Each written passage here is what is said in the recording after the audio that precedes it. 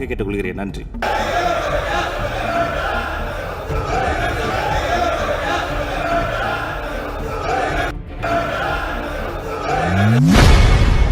சட்டமன்ற கூட்டத்தில் திமுக எம்எல்ஏ ஒருவர் தாவேக அமைச்சரை பார்த்து ஆபாச வார்த்தையால் திட்டியுள்ள வீடியோ வெளியாகியுள்ளது.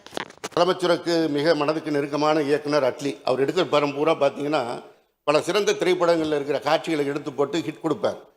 ஒரு ட்ரெய்லர் ஹிட் அடிக்கணும்னா அதில் ரொம்ப கிறிஸ்பாக இருக்கணும்.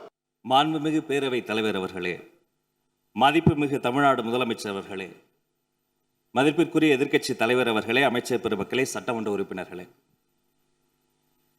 மாண்புமிகு தமிழ்நாடு முதலமைச்சர் அவர்கள் தமிழ் திரையுலகில் இருந்து திரைப்படங்களை விடுத்து மக்கள் பணிக்காக அரசியலுக்கு வந்து விட்டார்.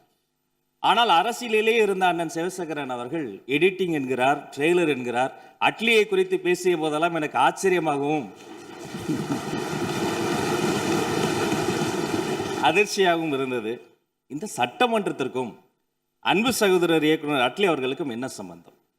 அதே போல அவர்கள் சொன்னதை, ஜனநாயகத்தினுடைய பெரிய பலமே எதிர்க்கட்சி தான். அவர்களினுடைய ஆக்கப்பூர்வமான விமர்சனங்கள், அவர்களினுடைய அறிவுரைகள், அவர்களினுடைய எதிர்ப்பு என்பது நமக்கு ஒரு வலிமையை சேர்க்கும், ஒரு பலத்தை கொடுக்கும்.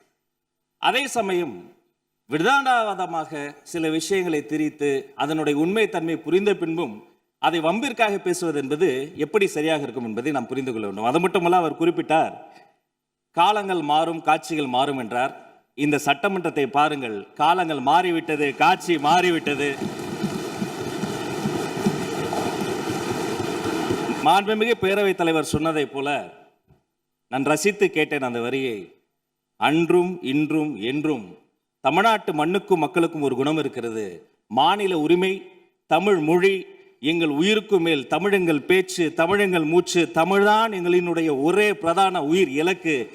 நேற்றும் முதலில் எது பாடப்பட வேண்டும் என்ற ஒரு விஷயம் வந்தபோது தமிழ்த்தாய் வாழ்த்துத்தான் முதலில் பாடப்பட வேண்டும் என்று ஒன்றிய அரசின் சுற்றறிக்கையை மீறி தமிழ்த்தாய் வாழ்த்தைக்கு முதலிடம் கொடுத்தோம்.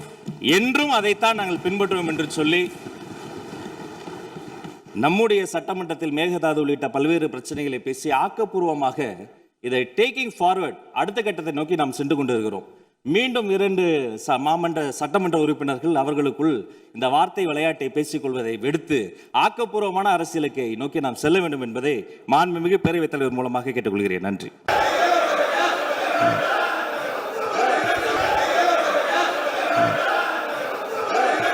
இந்த பக்கம் பேச தெரியாமல் இல்லை. வெற்றி தலைவரின் கடைக்கன் பார்வைக்காக கட்டுப்பட்டு ஒழுக்கத்தோடு, இதுவரை ஒழுக்கத்தோடு இருக்கிறோம், இனிமேலும் ஒழுக்கத்தோடு இருப்போம். அதே சபை ஒழுக்கத்தையும் ஒத்துழைப்பையும் அனைத்து கட்சி தோழர்களிடம் நான் விரும்பி உங்கள் மூலமாக கேட்டுக்கொள்கிறேன்.